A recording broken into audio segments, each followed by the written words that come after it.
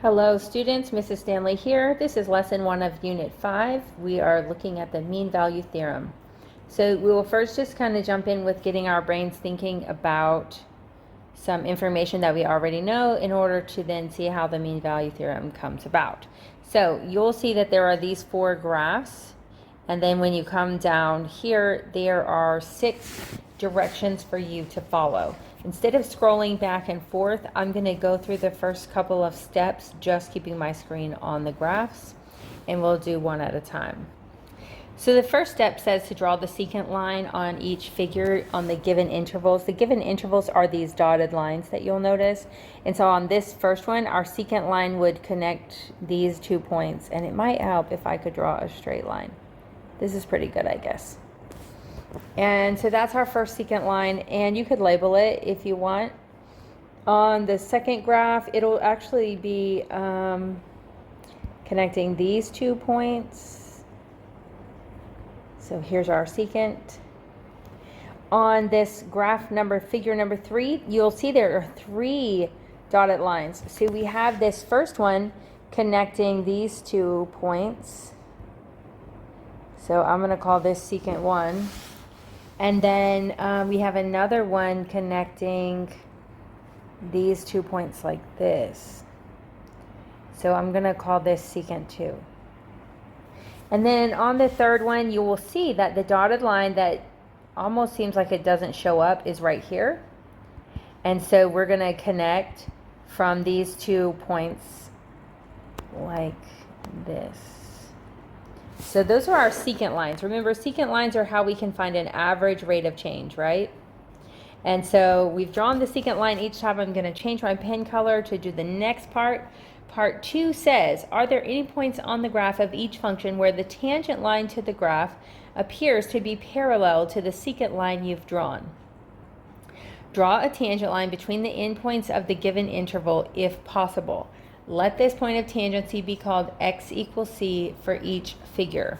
So for example, if we're looking here at the first one, I have this line secant that I've already drawn, and it looks to me like somewhere around right here, I could draw another line that would be parallel. Now again, please keep in mind, this is just me drawing, so it's probably more perfect, if we were doing it digitally, but that's not what you have either. So we're just doing our best we can. This line also I could draw down here, it seems. And that one is even worse. And remember, the tangent line is barely touching. So somehow right around here, there's going to be a point. I think we can all agree that we can see that it should be parallel, even if I can't draw it very parallel. So our point would be somewhere around here, and it would touch. And then we have another one somewhere up here. So those are our 2 points, and I'm going to say that this C is at approximately, we'll call this C1, 2.5, because it seems like it would be right about here, okay? So that's how I got that, and I'm going to call it C1 because there's another one down here, C2. Let's say that one, we're just past the 7, I don't know, maybe 7.2. So those are my C values where my line would be parallel, my tangent line would be parallel. Looking at graph number 2, we run into a problem that can we really get parallel? Now remember, we're trying to get a parallel tangent line.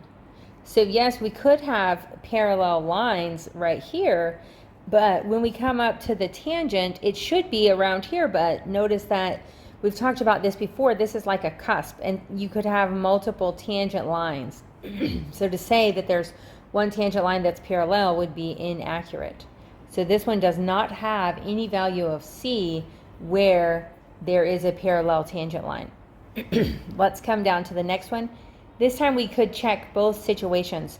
For secant 1, it looks like we probably have something that's coming like this, touching just, I didn't even touch the graph, touching like right about here.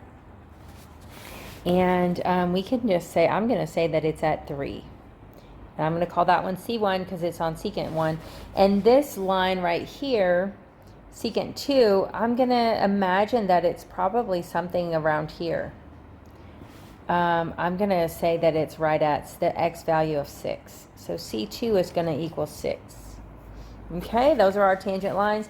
And then coming over to number 4, we need a tangent line that is parallel, and this line is pretty steep, so it seems like it's going to come like this.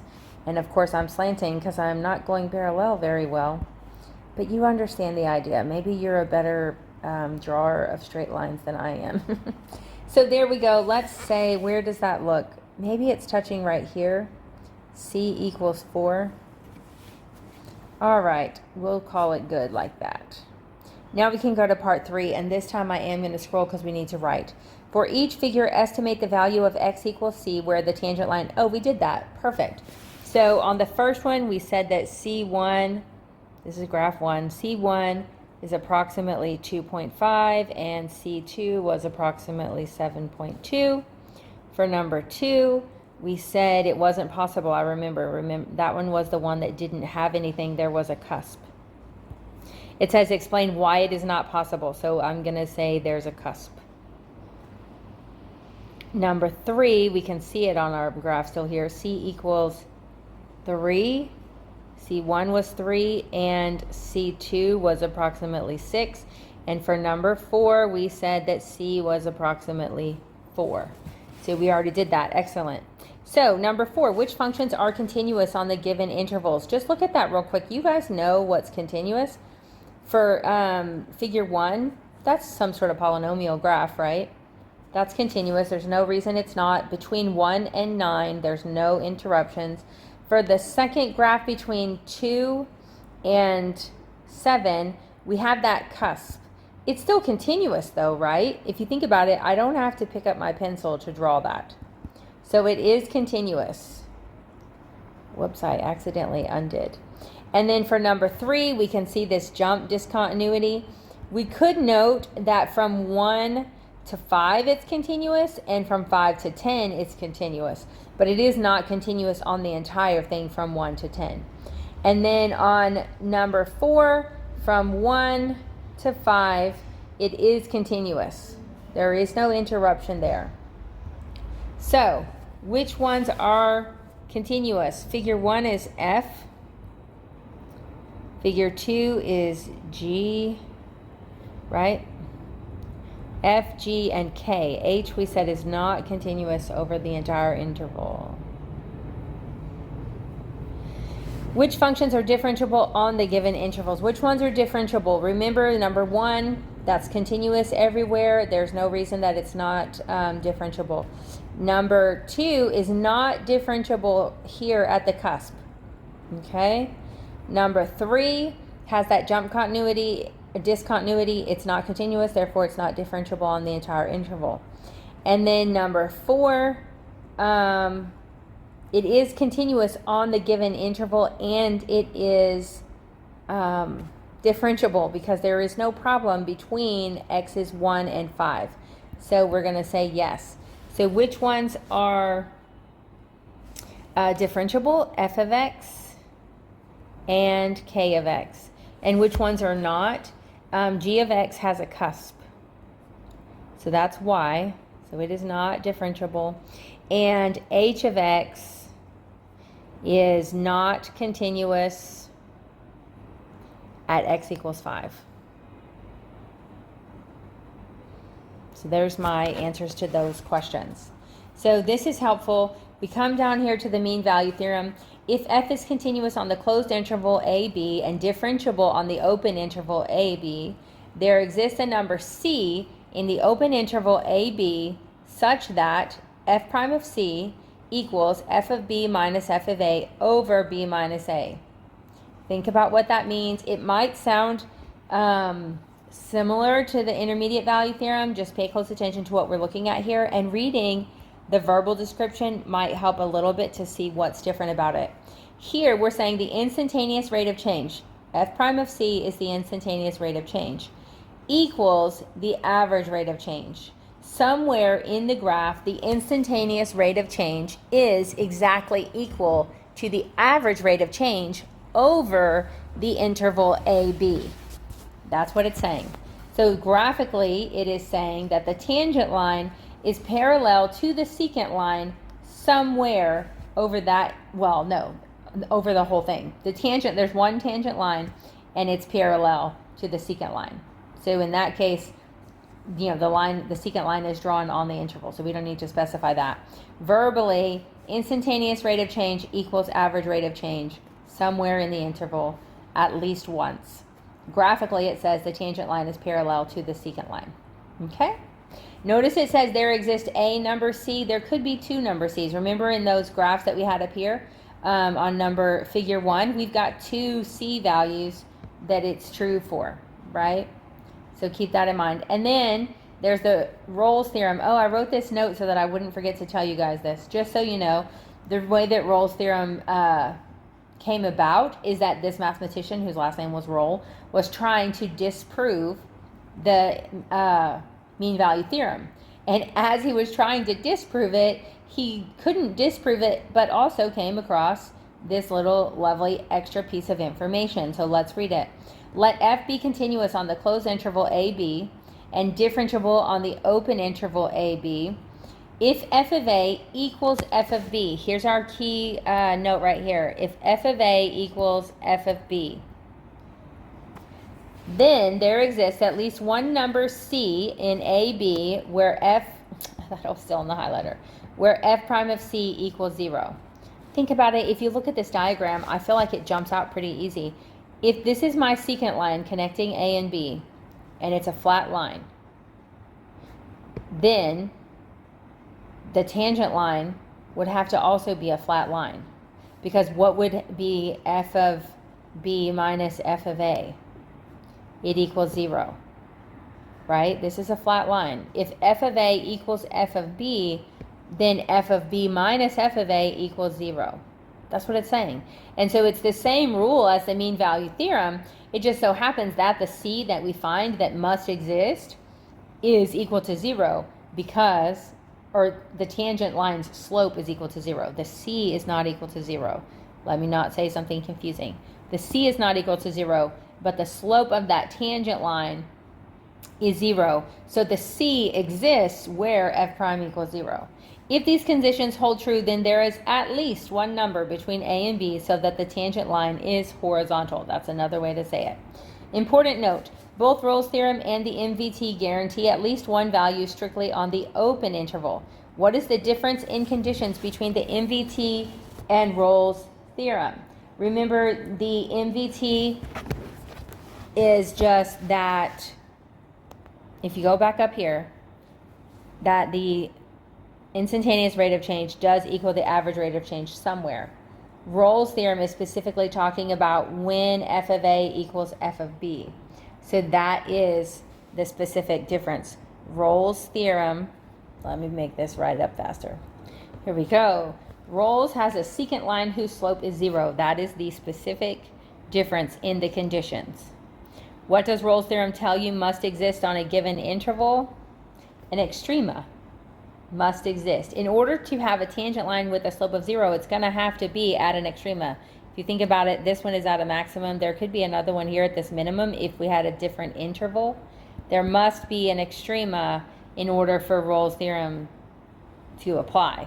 And that is true when the secant line has a slope of 0. So now let's jump to some examples finally. Okay, use the table of extreme values to sketch the differentiable function, continuous function on the grid. Notice they told us specifically that it is differentiable and continuous. So we're going to draw this graph. We just plotted all the points, and we can connect it because it's differentiable and continuous. The fact that it's continuous means it's not discrete. If it's differentiable and continuous, the points are connected, right? So there's our graph, and then we can look at the parts. Find the average rate of change of g of x on the interval 2, 9. So from 2 to 9, 2, the point was 2, 4, and at 9, the point was 9, 11. You could go back and look at the table if you wanted to. We're finding the average rate of change from 2, 9. So the average rate of change equals f of 9 minus f of 2 over 9 minus 2. So what's that going to equal? 11 minus 4 over 7. And that is going to equal 11 minus 4 is 7, so it equals 1. So the average rate of change equals 1. And that's good to know. If we wanted to draw in that line, just to be clear what we've done here, we've done this secant line, right? Imagine that that's a straight line. Now, is g prime of 6 equal to the slope of the secant line from part A? Let's look at g prime of 6. At g prime of 6, this is going to be more of our slope. So we can tell just by looking graphically that that's not going to work. Even if I wasn't drawing it very good, if I have to draw a line connecting here like this, we could pick 2 points. We know the point at 6 is 612. So I've got the points 612.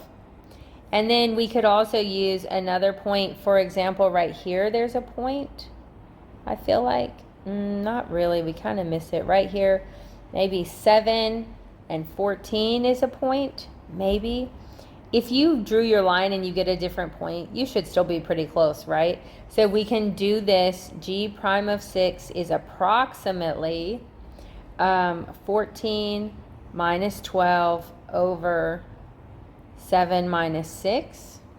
14 minus 12 is 2. 7 minus 6 is 1. It's 2. That is definitely not 1, does not equal 2.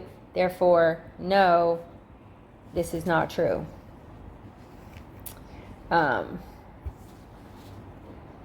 No, g prime of 6 does not equal the secant line slope. Let's go to number 3. Does Rolle's theorem apply on the interval 4, 9? Well, we can look at that because for Rolle's theorem, we just need to know does, and you don't have to write this part down, I'm just saying let's check it. Does f of 4 equal f of 9? It says explain why or why not. We could look at the graph and easily see, well, f of 4 is here and f of 9 is here. We can visibly see the secant line does not have a slope of 0. And that's what Rolle's theorem needs, right? So I can write it out. Let's see. No, f of 4 does not equal f of 9. F of 9 minus f of 4 over 9 minus 4 does not equal 0, right? So this proves why. I'm going to write so here. Since f of 4 does not equal f of 9 minus 4 over 9 minus 4 does not equal 0. Is there another interval where Rolle's theorem applies? Justify. We can look back at our graph and see, do you notice straight away these 3 points that are on this same flat line? So that means that the interval from 4 to 11 works and the interval from 11 to 15. So I would say, yes, let me write it out and then just put it on the screen for you.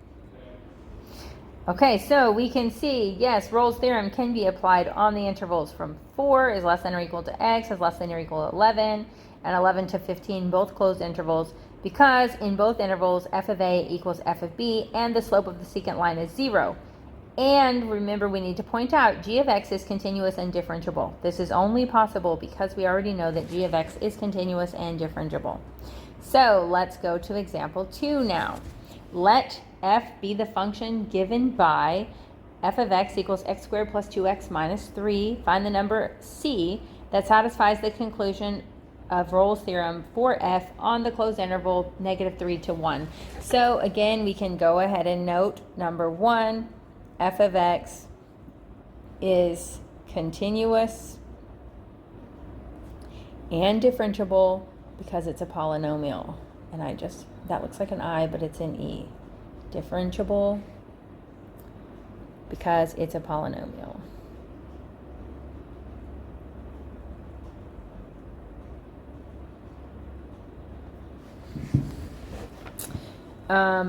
One way to write that, I'm going to take a moment just to show you this. I'm going to move this. It sounds kind of like, it's just bad English, right? Think about what we have there. That's bad English. So f of x is a polynomial implies whoops, I want to select that, implies it is continuous and differentiable. Or instead of implies, we could use therefore. We could say, instead of this symbol, we could say like this. Therefore, continuous and differentiable. All right, let's keep going. What else do we need to know?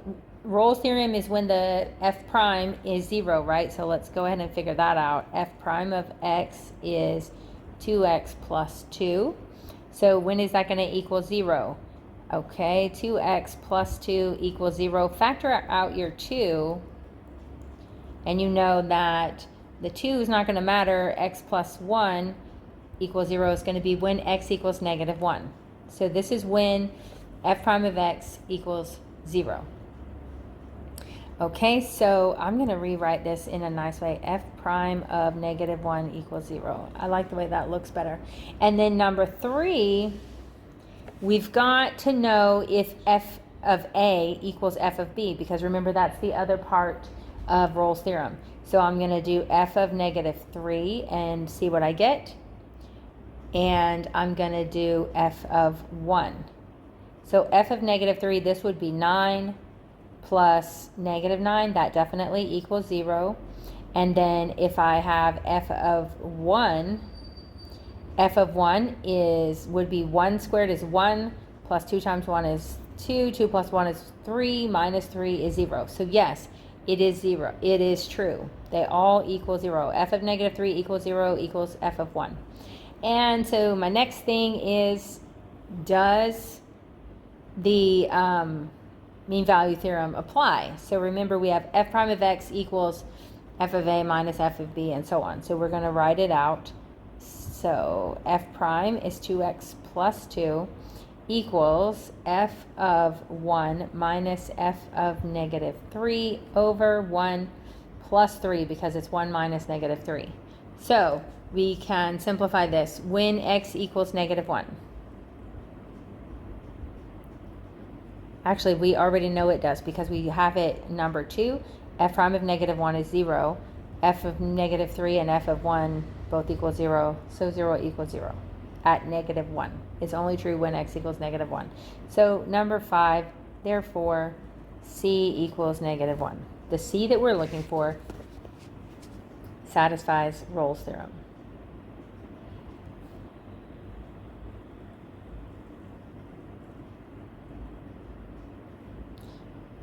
Here we go. And that looks like I misspelled theorem because I wrote it messy. Let's try it again. There we go. So let's go to number 3. A sports car's speedometer registers 50 miles per hour as it passes a patrol car stationed at a mileage marker. 4 minutes later, the car passes another patrolman at a marker that is 5 miles from the first. So right now we know we've been 4 minutes and he's gone 5 miles from the first marker. And his first speed limit was 50 miles per hour. Okay? The driver notes that the speedometer registers 55 miles per hour. Can the highway patrol use the mean value theorem to prove that the driver was exceeding the speed limit of 70 miles per hour at some time between the 2 mileage markers? So this is actually like a true life thing. In the US, you can get speeding tickets. I don't know what other countries do it, but they can actually prove that if they have a marker of your speed at 2 different points, whether or not you were speeding in between those 2 points. So if you were to come back and try to argue in the court that you were innocent, they can use mean value theorem to actually prove that no, you had to have been going that speed. So let's look at how this would work. Think about what's happening. Here's the first, let me get my pen back on. Here's the first patrol car he's passing. This is at t equals 0. And he's driving a straight line, let's say, and then B is the second patrol car. So this is the distance S of t. And we know that t was 4 minutes. So t equals 4 out of 60, which is 1 out of 15. Because everything is in hours, miles per hour, we just as well change it to hours. So it's 1/15 of an hour. So it's 1/15 of an hour, and then we can just write out what our letters represent. Let me put those on the screen. Okay, here's our 2 variables. Let t equal the elapsed time in hours after the car passes the first patrol car. Let S of t equals the distance in miles from the first marker at time t. Okay, So his average is going to be S of 1/15th hour minus S of 0 over 1/15th minus 0. Why is it 1/15th and 0? Remember, those are our X values. And that's going to be, they actually told us 5 miles from the first. They told us the distance. So S of 1/15th is 5, and S of 0 is just 0 because that's where he started from, over 1/15th minus 0. So we have 5 over 1/15th, and we can simplify that. It's basically the same thing as 5 times 15, which is 75. So, and we can call this his V average, like velocity. This is what we're estimating was his average rate of speed, or his instantaneous rate of speed. So V average equals 75 miles per hour. Now, how do we know that this is continuous and differentiable? Because it's the rate that he was driving over time. Time is continuous. So we already know that it's differentiable and continuous. And we know that his average rate of speed was 75 miles per hour if he was able to go 5 miles in 4 minutes. So that tells us that at some point between 0 and 5, or 0 and 4 minutes, he had to have been going 75 miles per hour. So we can say, yes, let me put it on the screen fast. So yes, by the mean value theorem, the car was traveling at 75 miles per hour at least once between 0 and 4 minutes. So here you go. If you're going to be a lawyer, this is why you might need calculus someday. Let's look at example number 4. Okay, let h of x equal 5 minus 4 over x. Find all values of c in the open interval 1, 4, guaranteed by the mean value theorem.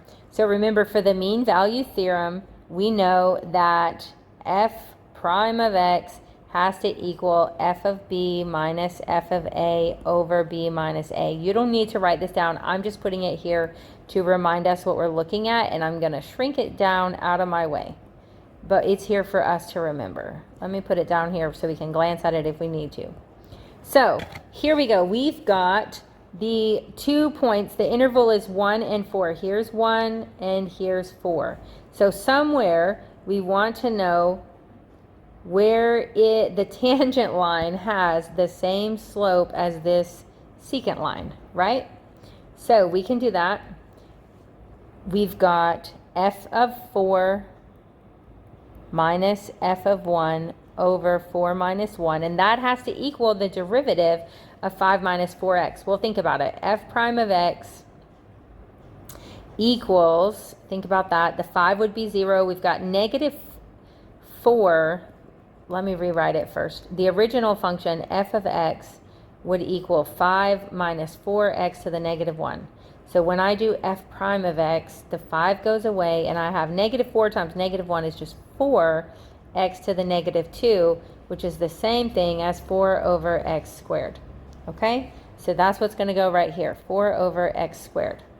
So now we can plug in the information that we know and solve for x. At 1, this point is 1, and at 4, it is 4. So I have 4 minus 1 over 4 minus 1, which equals 4 over x squared. So that means that 1 equals 4 over x squared. Solve for this, and I get x squared equals 4. So x equals plus or minus 2. Now, how do I know if it's plus or minus? Which one is which? We're on the interval 1, 4. So therefore, on 1 is less than x is less than 4, c equals 2 satisfies MVT, the mean value theorem. Now, why is it c equals 2? Because 2 is between 1 and 4. Negative 2 is not. So we don't need the negative 2. So I'm going to erase our extra information, and we can jump down to number 5. Here at the top, there's just a little note to kind of help our memory. The mean value theorem allows us to identify exactly where graphs rise or fall. So think about this. Functions with a positive derivative, or with positive derivatives, are increasing functions change the color of the highlighter. Wrong button here. Functions with negative derivatives are decreasing functions, okay? So this is just what it's telling us. Functions with positive derivatives are increasing functions. Functions with negative derivatives are decreasing functions. We kind of already knew that, but it lets us know when the mean value theorem lets us use that information and find exactly where it happens. So find all values between the x-intercepts for which Rolle's theorem holds for the roots of f of x equals 4x squared minus x to the fourth. Verify with your calculator. What's the first thing we need to do to use Rolle's theorem?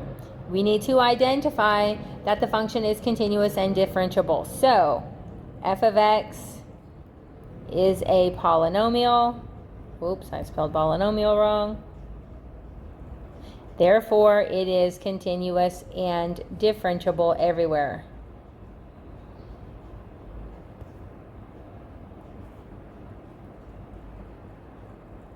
Notice the calculator thing also tells us that we can use a calculator. But you have to be careful with FRQs. You can use the calculator, but you still have to show your math. So number 2, where is f of x going to equal 0? Okay, roots is when f of x equals 0, right? And it says between the x-intercepts or for the roots. So we have 4x squared minus x to the fourth equals 0. And so we can factor out x squared and we get, actually we could factor out a negative x squared, right? Negative x squared would leave us with x squared minus 4. So now we have negative x squared equals 0, so x equals 0. And x squared minus 4 equals 0, so x equals plus or minus this square root of 4 is 2. So x equals plus or minus 2. So our x's are negative 2, 0, and 2. Then on number 3, we need to do the f prime. F prime of x equals 2 times 4 is 8x minus 4x cubed. Fun times. So we need to know also the critical points about this. When does f prime of x equal 0? Okay, let's look at that. So that means 8x minus 4x cubed equals 0. So we can look at this. Factor out, again, we can factor out the negative 4x. And we would be left with x squared minus 2, not 4. X squared minus 2 equals 0. So I have x equals 0 and x squared minus 2 equals 0. X squared equals plus or minus square root of 2. Okay? So my critical points for f prime of x are x equals negative square root of 2, 0, and positive 2. I am taking the time to write these out instead of leaving them as plus or minus, just so that I can see all of them and I don't make any silly mistakes. So what is our conclusion? For the interval, what's our x values? The roots, remember? The interval from negative 2 to 2. Where did I get this interval? It's right here. This is my x values interval, okay? From negative 2 to 2, Rolle's theorem applies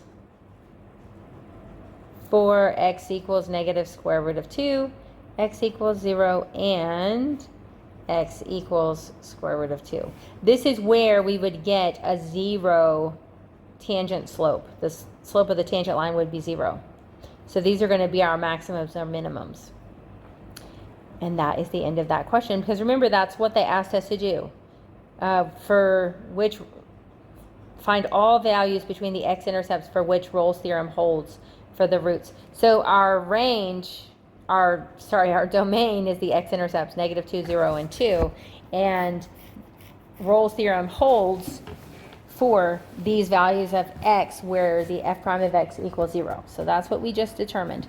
Last example, we're almost done. Number 6, determine whether g of x equals sine of 2x plus 2x satisfies the hypothesis of the mean value theorem on the interval 0 pi. And I should go back and point out These both have the calculator feature. So you say verify with your calculator. You should be able to look at the graph and see the zeros, and then you can see the graph of the f prime. Where does it equal 0? So you could use your calculator to do that, but because it's an FRQ, we want to show as much as we can on paper.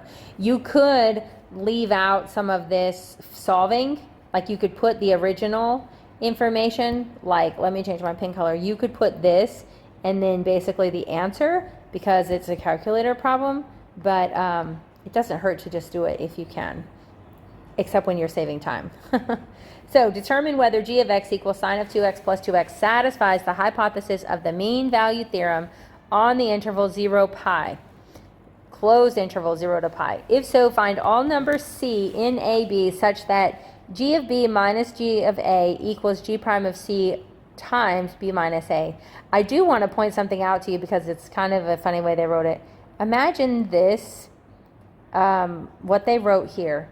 If we wanted to solve for g prime of c, what would happen? We would divide by the b minus a, and we would be, and I'm going to erase all of this in a moment, so you don't need to write this down. I just want you to see what happened here. Does that look like the mean value theorem to you? Yes. So they just rewrote it in a different format. This right here is the same thing. They just don't have it solved for g prime. So don't let that trick you, okay? It's just rewritten. So what we're going to do, we've got this function. What do we know about sine and polynomials? They're both continuous. Sine and polynomials are always continuous and differentiables.